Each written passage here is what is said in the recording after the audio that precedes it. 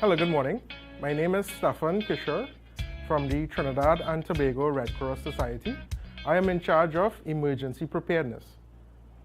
Today we are going to talk about what you need to be prepared for any emergency. Now it's important that you do get prepared even though major emergencies don't happen often. Smaller emergencies can happen. So our first thing is to put together an emergency preparedness bag. Now this bag should have all the items that you need to be prepared for at least 3 to 5 days. Now it is important that we put together items for 3 to 5 days because we may not be able to count on our professional responders like the fire service, ambulance, or police to provide assistance to us in those 3 to 5 days. So we're going to go through item by item of all the items that will go into your emergency preparedness bag. So we'll first start with water. Now you should have at least 1 gallon of water per person per day. So the items that goes into your bag today will be for 1 person. Now our problem with water, it is very heavy. So if you were to store 3 to 5 gallons of water, you will not be able to grab and go. So you should have at least the water that you will use in the first day. Preferably you will use bottled water. Now bottled water can stay in your kit for at least 1 year. Every year you should change the bottled water because water does expire. If you can't access water immediately after the disaster, you should have a container that you could be able to boil water in. Now preferably a pot would be ideal, but you cannot put a pot in your disaster preparedness kit. So a stainless steel cup or an enamel cup that can be put on fire to boil water would be ideal.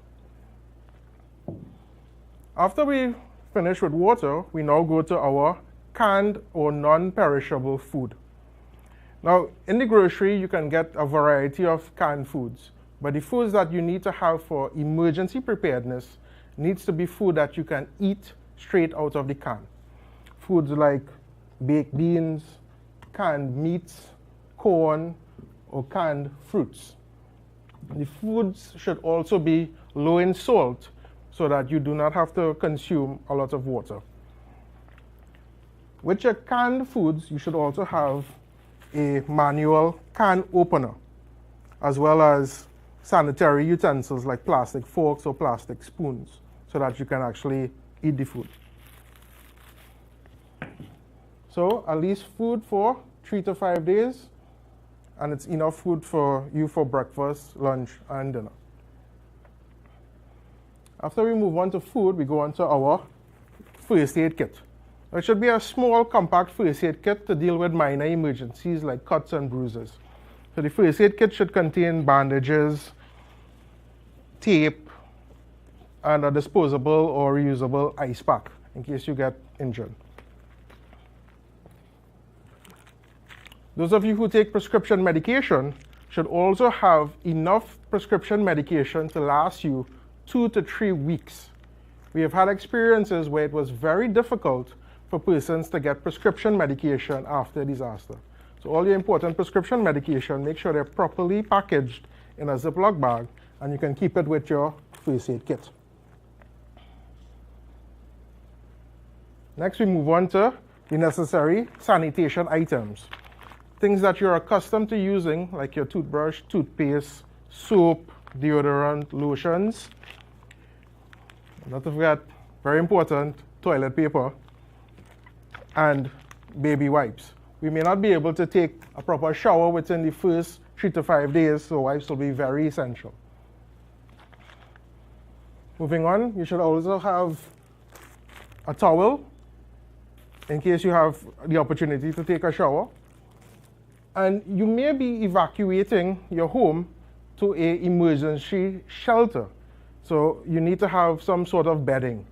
You may get a place to sleep, but you may not get a blanket or a pillow. You may have to sleep on the floor or on a cot. So a blanket is very ideal.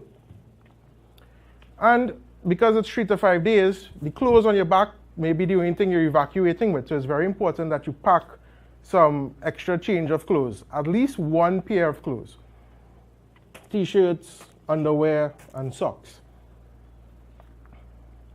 With the extra set of clothes, you can wash what you have on and then wear that while the set is drying. Then, after a flood, it may be very dusty, so you should have these dust masks that you can get on any hardware, a sturdy pair of gloves. You may have to move debris as you're evacuating your home, and in case it rains, you need to have a raincoat. Now, you may not know what situations you may run into, so it's very important that you have some rope. You may use it to get across a flooded area. You may be just using it to make a clothesline to dry your clothes. Now, there's some other important tools that you will need. We recommend, it's called a multi-tool. It has a pliers, a knife, and some screwdrivers in there. You never know what you may have to fix or repair after a disaster. And an additional knife in case you have to cut or open anything. You should also have a whistle for attracting attention. Shouting or yelling can be very tiring, so a whistle will be very useful to attract attention. You should also have a notepad and a pen to take notes, or this will be used to communicate with others.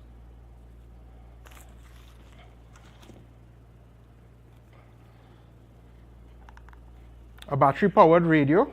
Even though you cannot hear the messages, your children or family members or neighbors can listen for you and pass the message on. Now, you may notice the batteries are stored on the outside of the radio. If you store the batteries on the inside, they can explode and damage your equipment, and in times of a disaster, it will not work. So we always store the batteries on the outside. So as you see here, we just tape it to the outside of the radio.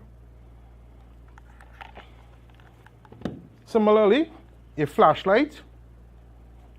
You notice where the batteries are stored. Again, we just tape it to the outside of the flashlight.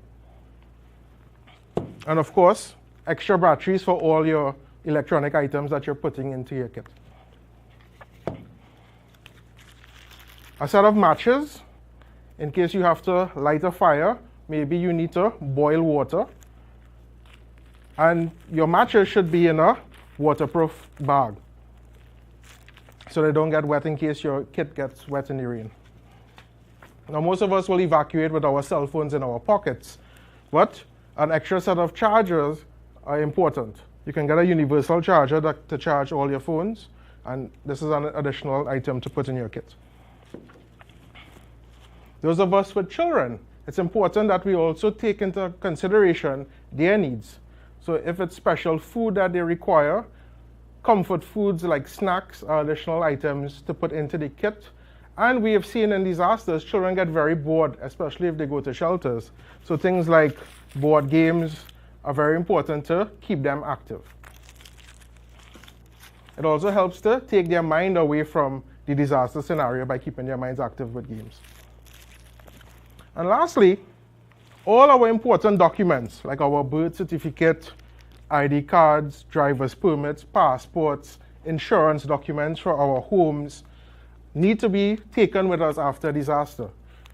We make photocopies of them and we put them into a waterproof container. So when we evacuate, we have all our copies of of our important documents. Right. Now, all these items goes into your kit, and you may notice it's a lot of things, but you have to be able to pack it properly. So what we're going to do now is actually show you how to pack your emergency kit. So first we're going to start with our water, because that's the heaviest item. We put our water to the bottom of the kit.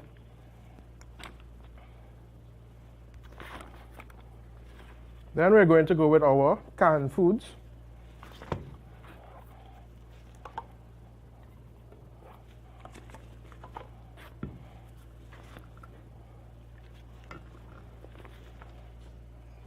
Next, we'll pack our sanitation items.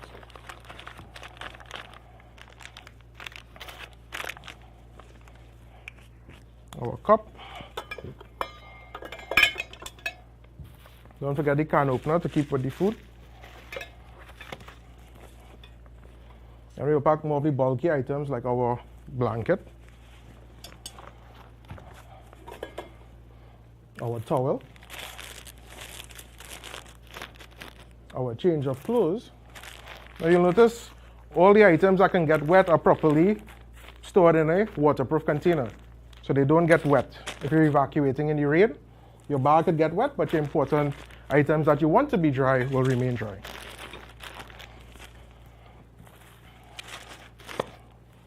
Our extra socks.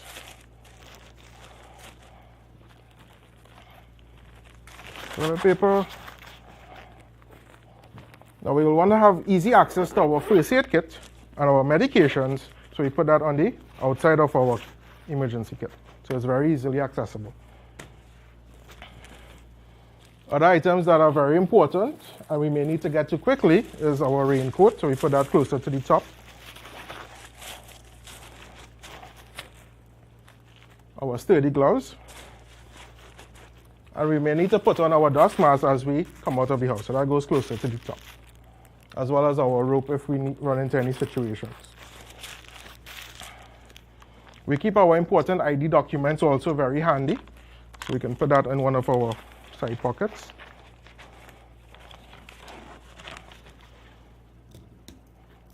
Our whistle should also be very handy, so we'll put that again in an easy pocket that we can access. We may need our tools as we're evacuating to cut or remove items, so we put that in an easy to access pocket. Our radio, our flashlight, our extra batteries, our phone charger,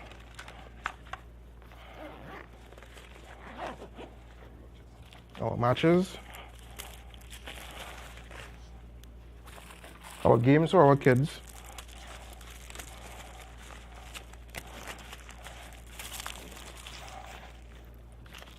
and of course our notepad and pen for taking information.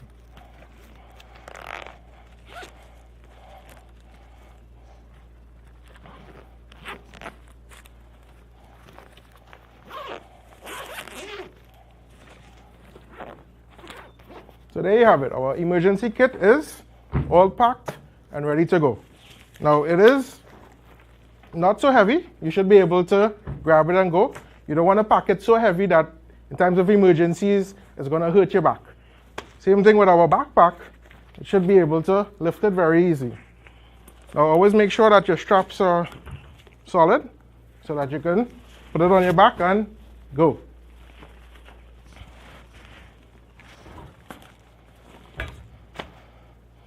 So once you have your emergency kit packed, the next thing that you have to do to be prepared for emergencies is design an emergency plan. Now, your emergency plan fits on one page. You can write it out, you don't need to type it out. Your emergency plan tells you and your family where you're going to go in different scenarios. So this is my emergency plan, and it indicates the different locations of where I will evacuate to in times of an emergency. So, according to my plan, if there's a disaster in my community, the first place I will want to go is to my mom's house. I will try not to go to an emergency shelter as my first choice. If you ever had the experience of going to a shelter, you will realize it's not very comfortable. So you will want to go to a site that is comfortable, like my mom's house. If my mom is also affected, then I have no choice but to go to an emergency shelter. So I will choose the shelter that's closest to my house, as well as an alternate. Now, if it's a major emergency and our entire country is affected, then of course my mom will also be affected. So I would not go to her house. I will have to choose the closest emergency shelter to my house, and then an alternate, and then even a second alternate because the entire country is affected. So many people will be at these shelters.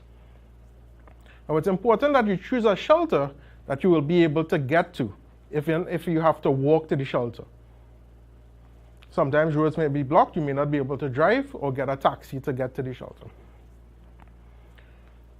So what if you're at work and an emergency happens? You also need to determine the shelters that are closer to your work. So I work in Port of Spain.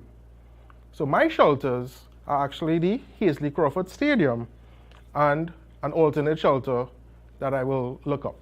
Now, where would you find information on shelters? So the best place to get information on shelters is to go to the ODPM's website.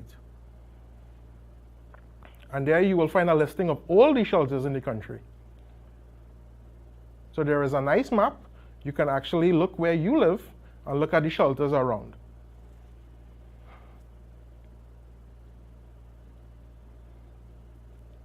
So apart from the shelter information, I also need to know the important numbers I need to call.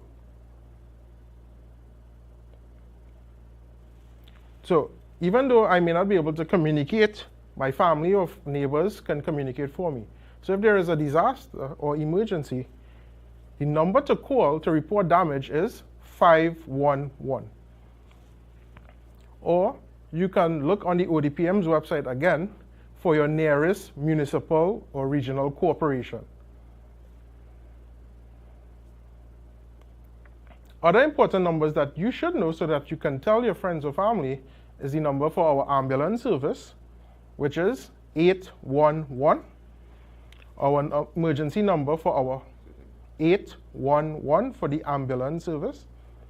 Our fire service, which is 990, and 990 for our fire service, and our police service is 999.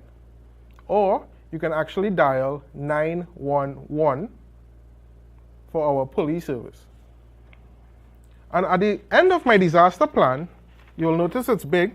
In case of an emergency, who should you contact? In the event I am found unconscious and someone needs to contact somebody to tell them about me, my emergency contact is there.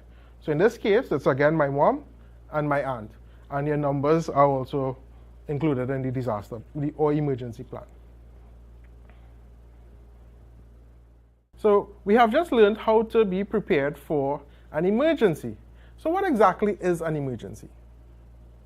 You may have heard about flooding, landslides, earthquakes, tornadoes, volcanoes.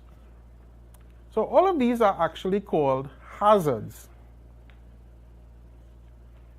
Now when these hazards impact us and there is a lot of damage, destruction, and even death, it becomes an emergency.